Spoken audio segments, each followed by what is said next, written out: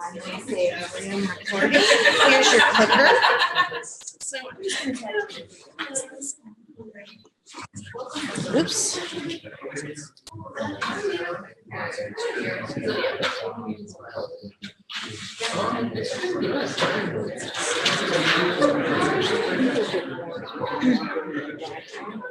Ooh, that's a little high.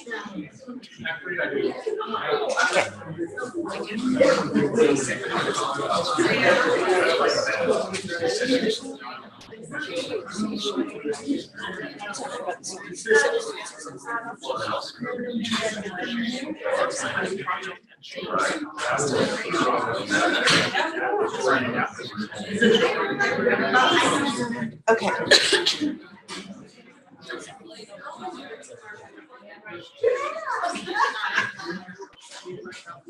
All right, are you going to stand up here?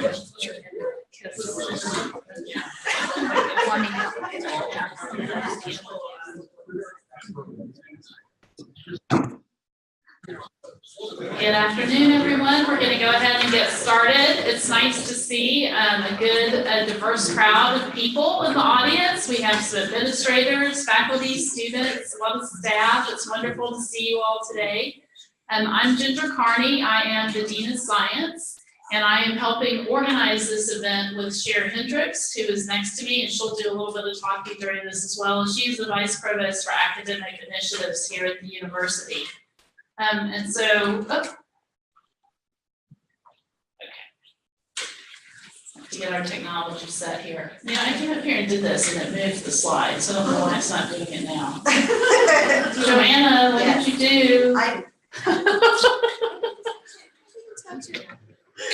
You should just go to push the down arrow, and it. These are not super long. So what if we take that out and I just do my hands and take the other one? Okay, this worked earlier. It was just a minute. Battery. Sometimes this is There. okay, are you All right, so we're gonna tag team this. All right, so for those of you who were not on campus in the last round, this is a second VIP project that's based on our strategic plan. And so in 2017, the VIP project was called Engage, and that was led by Dean Ali Karchelman and someone in Cowles, and I'm blanking on who that was. Barbara Petty in Cowles, sorry. And this project emphasizes the engage aspect of our plan. Somebody needs to meet their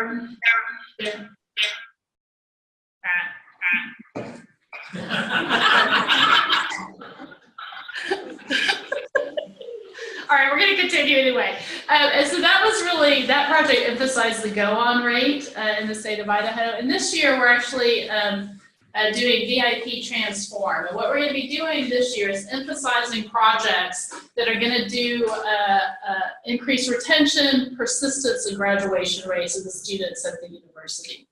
And so we call that sort of the keep on rate. We want to get students here, we want to keep them on track and get them graduated in a reasonable amount of time. All right, so the request for proposals rolled out last week. So if you go to the VIP website, you'll be able to see that. We are having our our second social actually is on October 25th at 11:30 to 1 in the Vandal ballroom. And we'll come back together again and talk more about projects. The goals of these socials is to get people talking, sharing ideas.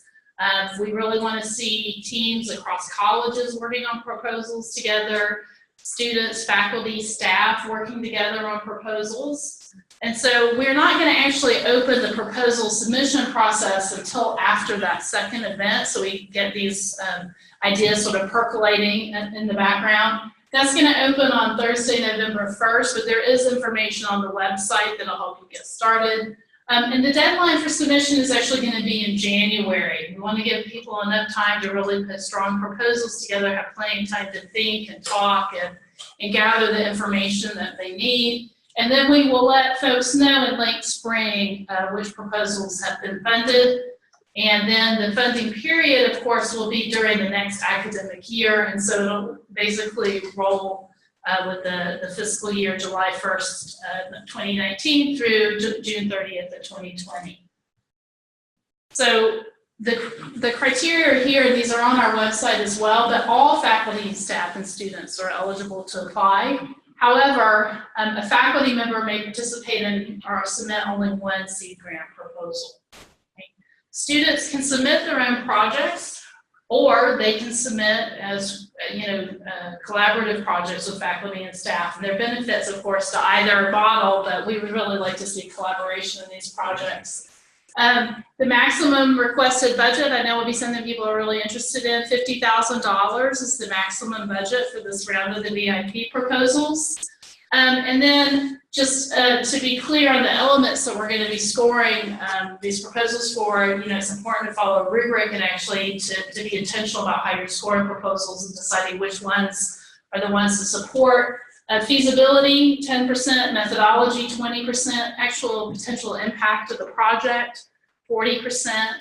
These projects need to be sustainable beyond the time period for the projects actually, so that's also an important element, 20% weighting. And then there of course will be a budget that has to be submitted, and we need the appropriate sort of rationale for that particular budget that you submit. Now I'm going to turn it over to Sharon. Good afternoon. There's no way people can see. People can only see the top of my head. That's true. Okay, I got it. All right, I'm assuming that's what those.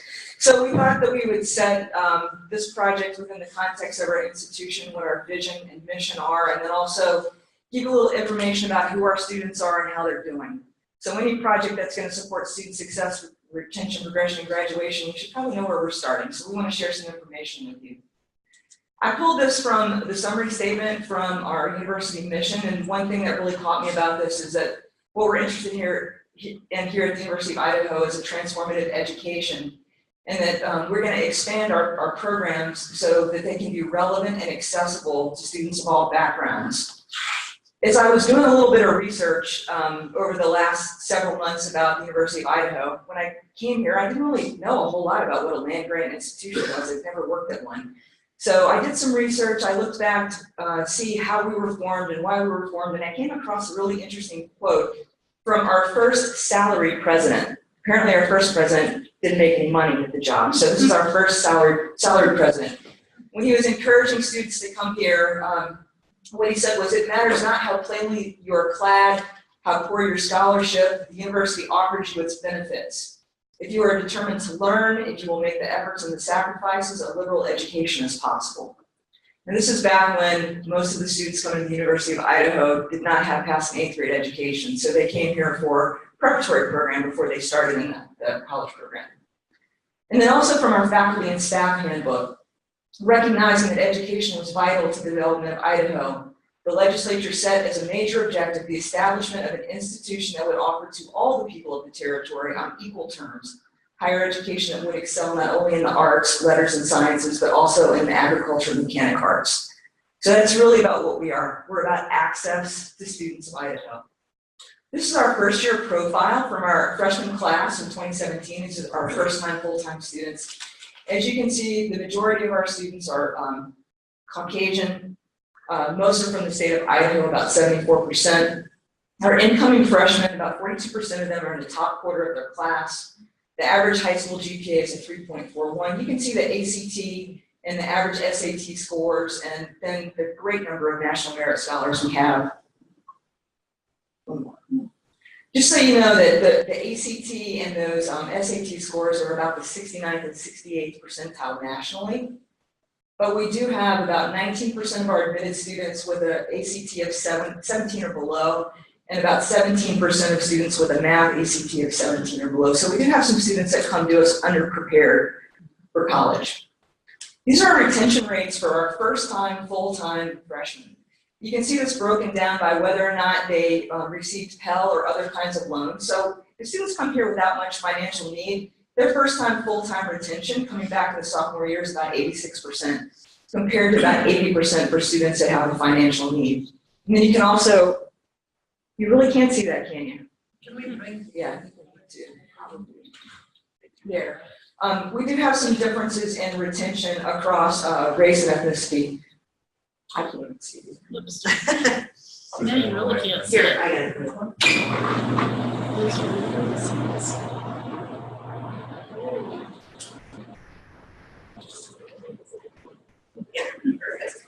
Thank you. Come on. Well done. It's a little bit better.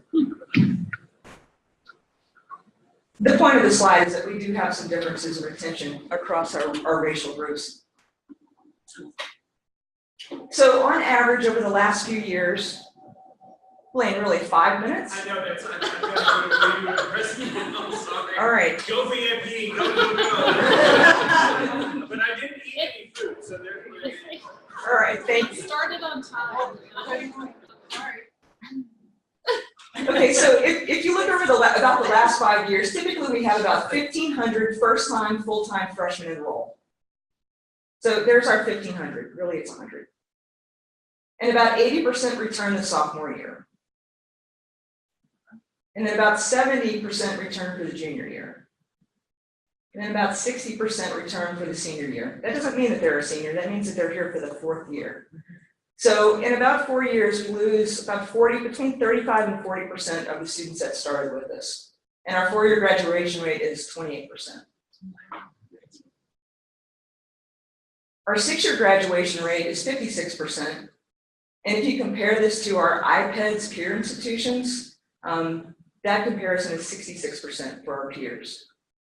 If we look at our 6-year graduation rate across financial status, whether they need Pell, or if they're getting a loan or not needing a loan, these are our graduation rates, our 6-year graduation rates compared to our peers.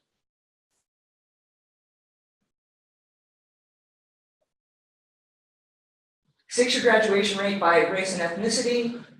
White students and international students are outperforming our other students. And once again, this is well below our IPEDS peers.